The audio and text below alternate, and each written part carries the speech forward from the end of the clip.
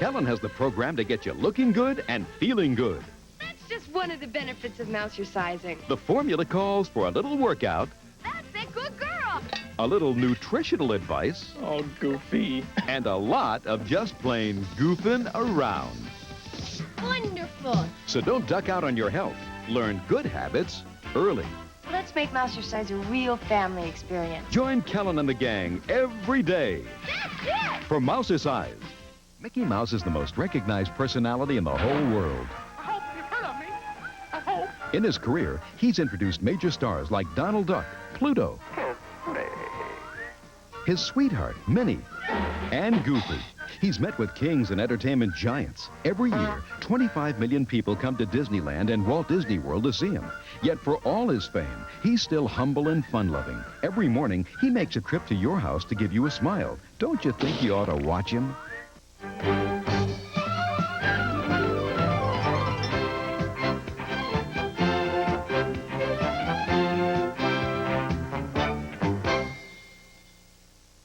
Fair. I couldn't believe it.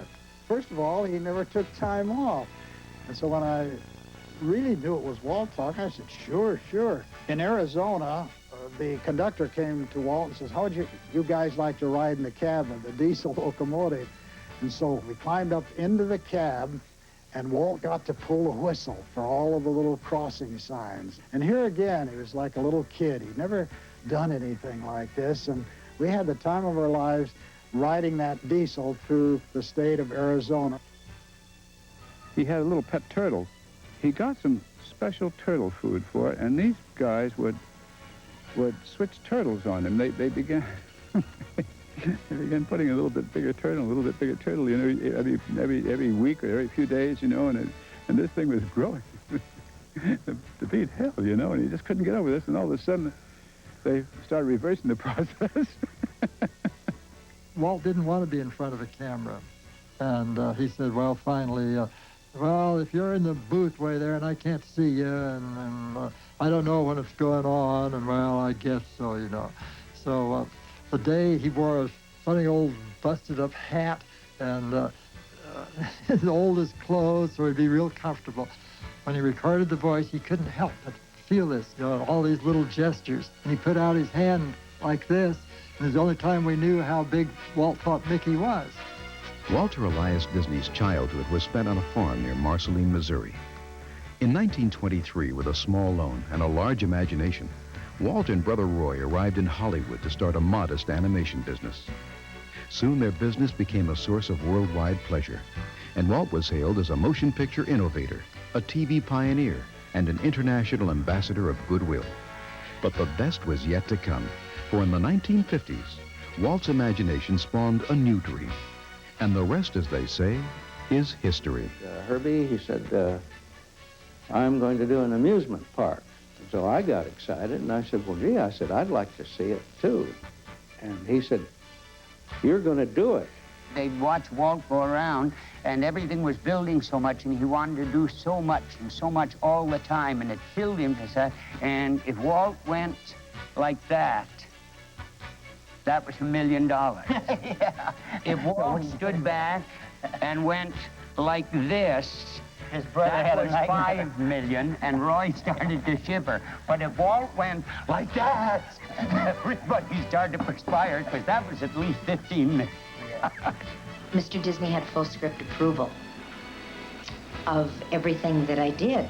And there again, he came to me one day and said, I'd like to ask a favor of you, Annette. He said, I know that you're on the beach and all the girls will be bikini clad, but you have an image to uphold, and I would request of you not to wear a bikini. Would you please wear a one-piece? And I said, you got it. And to this day, that is always talked about. It's brought out. Annette never exposed the navel because Walt Disney asked her not to. You know, the most important thing in your life was pleasing Walt. Now, that wasn't because he was the boss or because you had any special relationship with him. He just had an air about him that you wanted to please this man. He liked people around him that were willing to try and dare,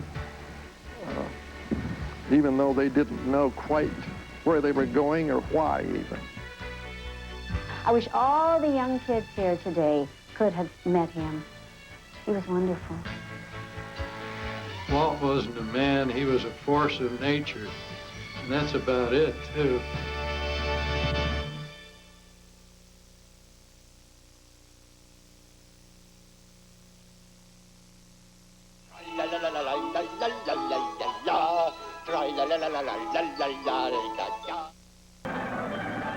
Don't worry, mate. We won't be late. Egad! Look, look, look, look! Wait, wait, wait! So what? So long!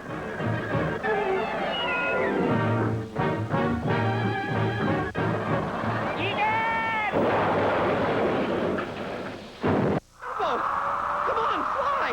Open them ears! The magic feather was just a game. You can fly! Honest you can! Hurry! Open them up!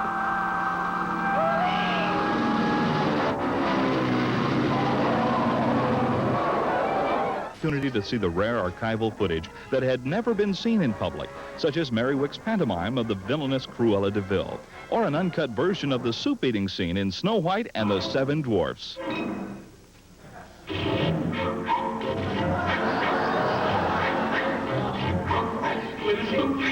With the bowl, with the music in your soul, you can cheer things up with the zub of the music in your soup. I'm wishing for the one I love. The festival also featured Adriana Casolati, the voice behind Snow White in Disney's first animated feature. My father was a singing teacher in Los Angeles, and one day one of the Walt Disney representatives called his studio and asked if he knew of a little girl who could sing and speak like a child and yet have had some operatic training, because there would be quite a few high notes in this thing they were going to do. And I was listening in on the extension phone upstairs, and I said, "Papa, I can do it." And I went, he said, "Oh, Adriana, get off of the phone. My goodness, the man's talking to me about business." I said, "Papa, please let me try." And the man on the other side of the phone said, "Well, send her down and we'll try her out." So I went there. I was the first one tried out, and there were 149 other girls during a full year. Then I got a call to come back. Now I was 150th, and by golly, I made it. Also on hand to share some of the Disney magic was one of the company's most famous animators. In '35, when I came there, he was already working on this film, which had emotion, believability of characters, and up to that time, everybody said, "Who wants to see a feature-length cartoon?" You know, because they thought of them as being these funny little jumping things. But here was this, and this, I think, is the accomplishment, and getting the people together to do it for him. This was, again, and one time somebody asked him, "What was your greatest accomplishment, Mr. Disney?" What do you think it was? He said, "Well, putting together this staff that I have to do all of these things I wanted to do." And how would some of Walt Disney's more celebrated fans define the magic of Disney? Imagination. I think imagination is a commodity that's getting lost in the shuffle these days, because everything is spelled out so for us that he would show us something and then let our minds carry it on from there. And that's, I hope that comes back again. I think the magic of Disney was the fact that in the pictures which were essentially supposed to have been made mainly for children, there are still some extremely dramatic, adult, and sometimes very frightening moments, so that he didn't stint. These are not butterscotchy kind of films.